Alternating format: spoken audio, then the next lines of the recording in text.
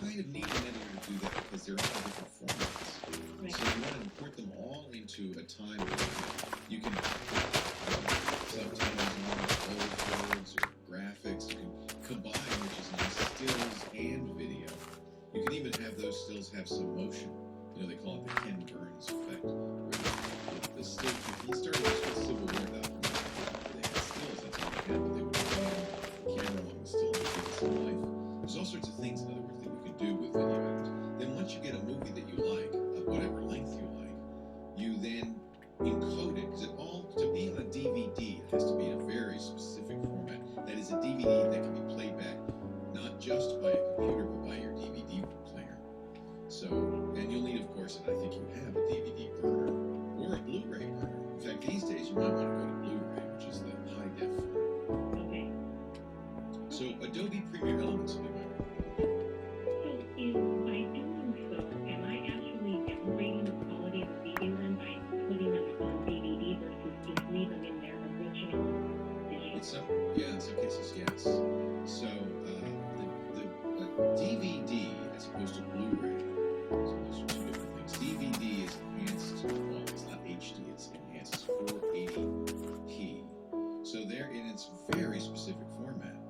And it has to be an MPEG-2, the audio has to be encoded in a particular way, I think it's AAC, it all has to be done in a certain way, it has to be laid out in a certain way with certain kinds of file names, and that's because a DVD player, like a standalone DVD player, is a computer, but it's a very dumb computer.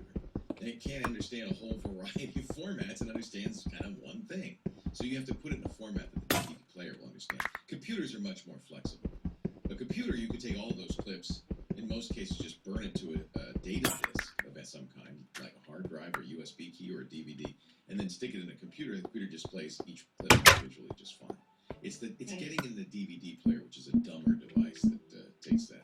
They call it transcoding. You have to transcode it in format. Blu-ray has its own format. Blu-ray is higher quality, of course, it's HD, but you can now, in fact, the new iPhone that's coming out on Wednesday, and many Samsung and other devices can shoot in 4K video, higher quality video, than you can play back on a Blu-ray player. So in those cases, if you take a high quality 4K video, you won't be able to see it. Of course, you probably don't have a 4K TV either, so this is all moot. Yeah. It'll look fine. It'll look as good as it probably look as good as it does on the camera. What would be an alternative? Well, most of the time, here's the thing. I think physical media is dying. You have a DVD. You have a Blockbuster in your town anymore? No. Because you still have the red box. They'll be around for a little bit longer. Netflix DVD by mail business has dropped off dramatically because people are streaming video or watching on their computer. They're not bothering to put it on a physical disc anymore. I understand why you want to. If you want to share it with relatives, for instance, a lot of them don't have computers. You want to archive it for future. Truth is, putting it on a DVD isn't guaranteeing, and it is not future-proofing it, because in 10 years, will we have DVD players? I don't have a VHS player anymore. If somebody gave me in fact, I have the VHS of my daughter in a school play. I don't know what I'm going to do with it. I'm going to have to find somebody with a VHS player. You have a good point. I guess I was more thinking, it's a way of backing up things, Yeah, no, the best way to back up is digitally or hard drive. Yeah, but in 10 years, what if there's no more DVD players? Right. We see it happen all the time. I have zip disks. I have floppy disks I can't look at because none of the computers I have floppy disks. You notice most of the computers sold today, at least the laptops, don't have DVD players in them anymore. Right. It's all going away. So the best way to archive this, I still think you could do everything we just talked about. Get programs, burn it to a DVD so you can give it to friends and family and watch it yourself on your big screen TV. But I would also consider archiving it on a disk or drive, a computer disk, because that one will be a great Okay. Okay? All right. Thank you so much. Thanks, Jen. Good to talk to you. This is a moving topic, isn't it? It's something we spend a lot of time particularly really about librarians. Modern library science is really all about preserving data, archiving data. I just read a comment on Slashdot. This somebody posted on Slashdot. Pictures was the best way to save my pictures, and somebody high quality prints on acid-free paper, laminate them into a photo book, Because in 100 years, at least people still will be able to look at that photo book. I think eyes will be around a lot longer than DVDs and Blu-rays.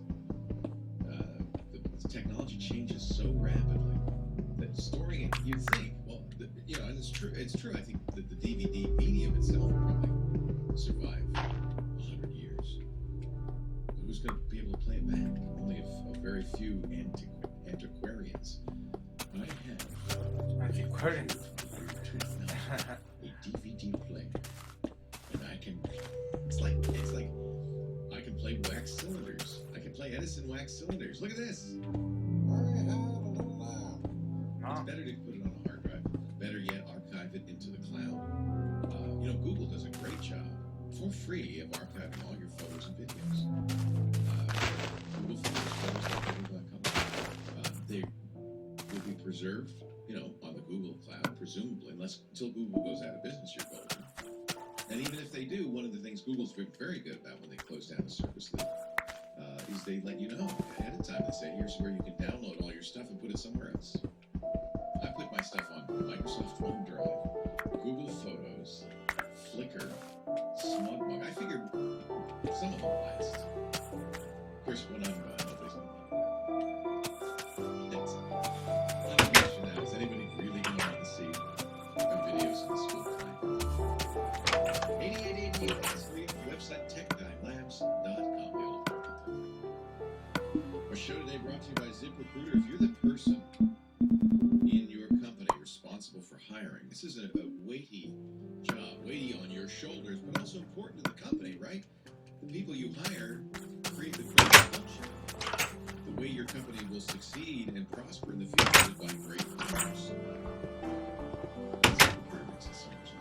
Take a weight off your shoulders. ZipRecruiter.com. You'll be posting on 100 plus jobs. Maximizes your reach. Make sure that the most candidates will see you. That means it's most likely that you'll get a great candidate to things. Now, you might say, well, that's just one million emails and phone calls. No. ZipRecruiter handles that too, because they have an interface that all of the applicants go into that makes it very easy for you to screen the applicants, eliminate ones you just know you don't want, rank the applicants, and then hire the right one fast. In fact, one of the great things is as soon as you post to ZipRecruiter, they start combing through over 6 million recent resumes from job hunters, and then within 24 hours, your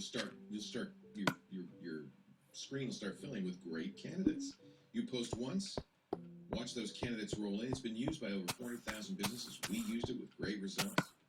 I won't say who we hired, but it worked. Try it now for free. Getting the right people for your company is so important. We got an email from Rick, a happy ZipRecruiter client. He said, I had a great experience using ZipRecruiter. It was so fast and easy to input all my information and have it sent out on the web. I had replies from highly qualified individuals within 24 hours. I would highly recommend this service to anyone wanting to expand their business. If you have to do some hiring, take a weight off your shoulders. ZipRecruiter. You can try it free right now. ZipRecruiter.com/techguy. Go there, you show your support for the show and you can free ZipRecruiter.com/techguy. Advertiser and supporter of the Tech Guy podcast. They make it possible. So make sure you go there. ZipRecruiter.com/techguy. Leo Laporte, the Tech Guy. We move coast to coast, talking high tech with Dave in Washington, D.C. Hello, Dave. You're next. Hi, Leo. Hello, Dave. Hi there. I was just listening to you talking to someone that called in about archiving DVDs, and I just wanted to mention and actually thank you for mentioning to people that they really need to print their photos on an archival material, because one of the big problems we're seeing, I run a photo lab, and all of the local photo labs and camera service, believe it or not, in the Washington, D.C. area have disappeared. And we're one of the few ones left. And I'm telling you, the big problem I'm going to see in maybe 10 or 20 years is just what you mentioned, where people are going to go look for baby pictures, wedding photos, and they're going to be on a CD or a phone or a computer that doesn't exist. Yeah. And if you think, for example, 20 years ago, the data that you stored was on a floppy disk. It's not like 20 years from now. Instead, it's not like you're going to pop a DVD or a CD in a machine somewhere. So, Dave, you work at a photo lab. Right. I actually run around suburban Washington. Is it automatically, are photos printed on acid-free, archival quality paper, or do you have to ask for that? Well, pretty much. Now, the thing is, there's a big discussion between photo people about what constitutes archival or not. And many years ago, a lot of people realized this. Even Kodak got in a lot of problems. They found out that their paper was only archival for about 10, 15 years. It's not.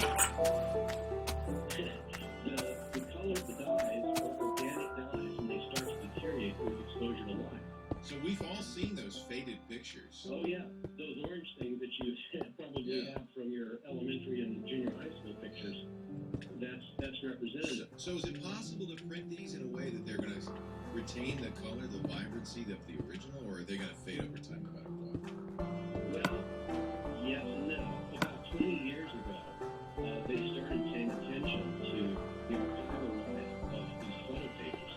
And one of the things that happened is all of the manufacturers were forced to come and improve their material.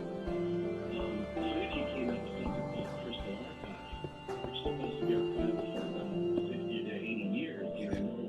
Now, I don't want to put you out of business, but a lot of people are printing photos at home. I have an Epson printer that says it has archival inks. Can an inkjet printer have archival quality inks? Yes, and I hedge because you have to be careful of the printer that you're using. Right. Because some the inks are either dye-based or pigment-based. Now, dye-based inks, they've improved a lot over the years. We ran a test about 10 or 15 years ago on the standard desktop printer inks that you've got. And the problem was that if you laid a photo out on a table, and we did it on a shelf in our shop, we left it out for about a year and a half covered with the paper, so that it was not exposed to normal light. And there was probably a 50% shift in density in 1 year. That's fading. So Imagine, is it help if I laminate it in a photo album and then, of course, put the photo album, close it, and put it in the closet, and only take it out once in a while? Does that help? well, that'll sure help. But one of the problems is that another thing that a lot of people don't take into consideration is that the paper you actually print on it is stiff. So They can get crazy with the connections to the material.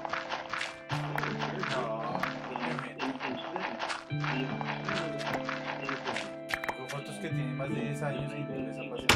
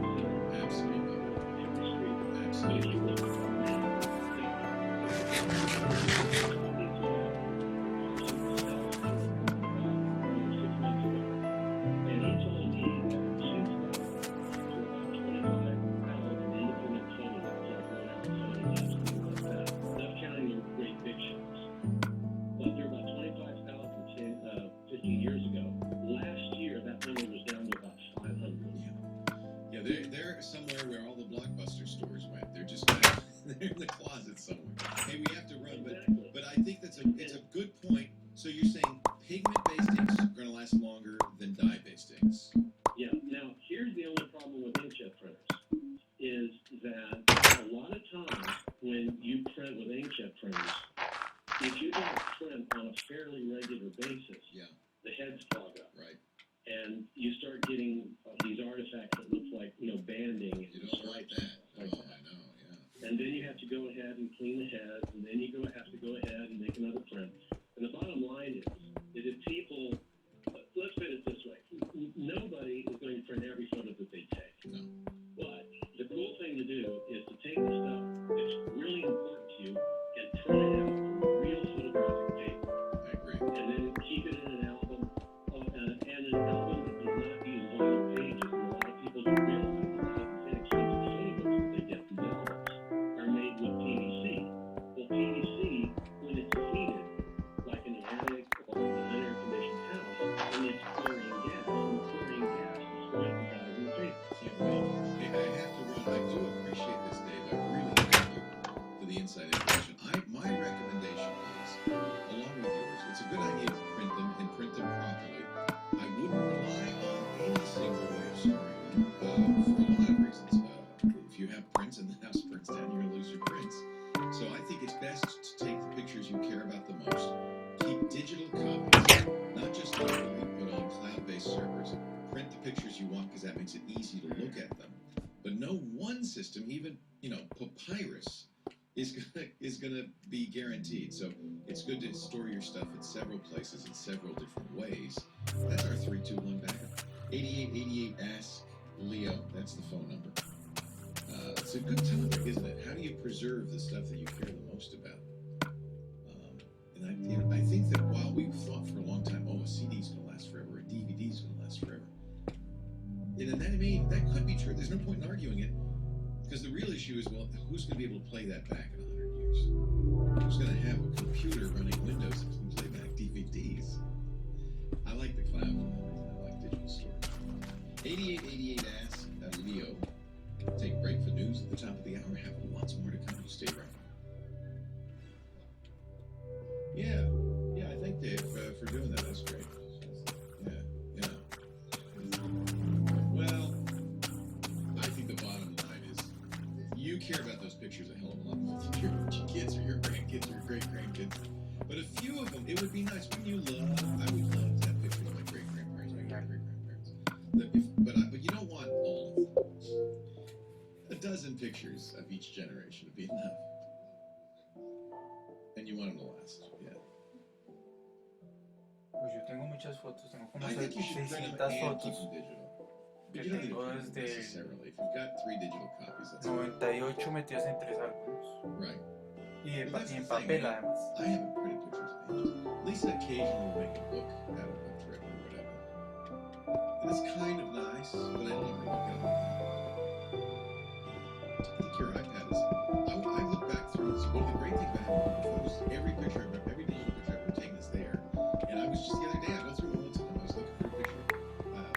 Jennifer's birthday was September 4th, and Abby emailed me saying, do you have any pictures of me as a baby with Mom that I can put on my Facebook page? And I said, I do. And I went through the Google photo. It was easy to find them. They're all there.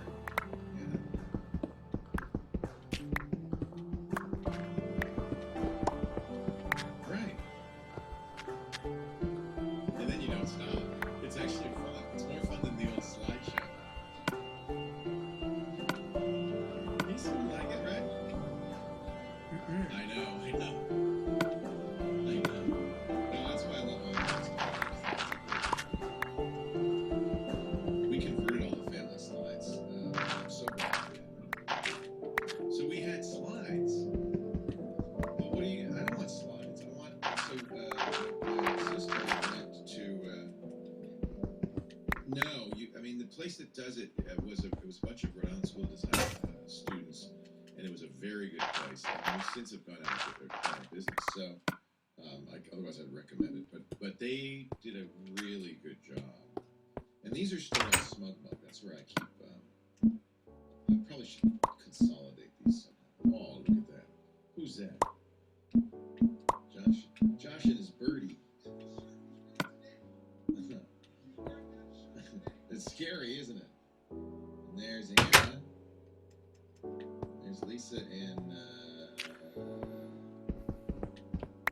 was it Malcavi? I think it was Malcavi. But see, this is what's fun about having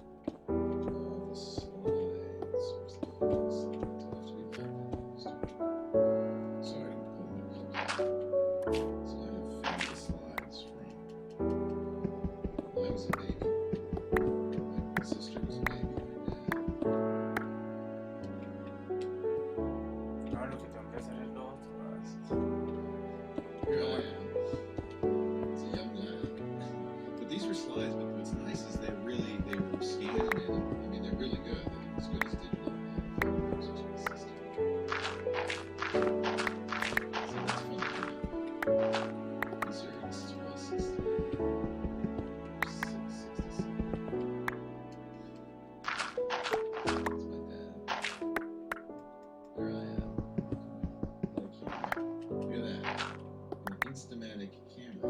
Remember that. But fortunately, my parents like to take slides, so we had 1,000 slides. That's way better than anything I have. Well, there's a little grain. You know, you can see the grain, but it doesn't matter. I mean, I think the color reproduction's good, and now they're safe forever, right? Because I have a copy, my sister has a copy, my mom has a copy. I have several copies in several different places. Actually, this is less grainy, isn't it? Look at that. So I guess that was just a particularly grainy shot. I think they used Eptichrome. Yeah, you see how blue that cast is? That's me with my sister and my grandma.